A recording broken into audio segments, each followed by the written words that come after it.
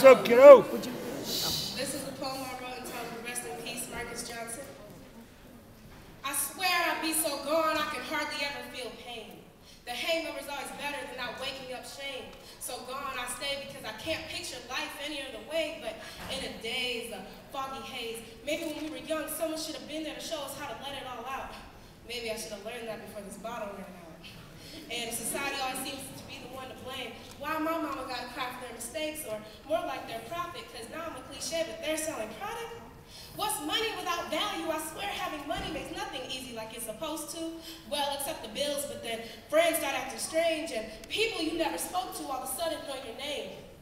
Guess that's just the way it goes till you lose it all, you find that you're alone. You thought it was all just a dream, but then you realize your head's not on a pillow, and now all you got left with is a sheetless mattress that like the whip about to get repoed. Wow, looking at this audience, I bet none of y'all thought the truth would come out. Gay boy with his foot poking out. Why keep it in the closet if the free world's not a jail? Why we all gotta get bailed out? Or, I swear it makes no sense to me, because maybe I'm the one in the days, because yesterday we were little playing with toys, now all my homies want to do is play with matches and boys. And where did all the magic in the music go? Where all the magic in the music go?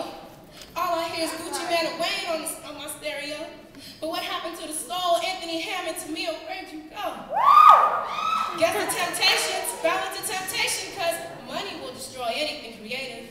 Guess that's why Papa was a Rolling Stone. And I guess that's why my mama had to raise me on her own, but she can only teach me so much. Maybe if my school was better funded, I wouldn't have to ask her for so much.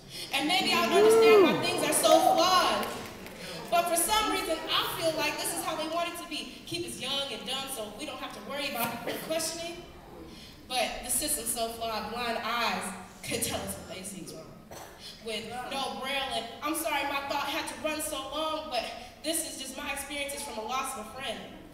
Experiences have changed me and given me reason to question. So, before you judge me or my opinions, think of the truth and the oppression, then come ask me a question.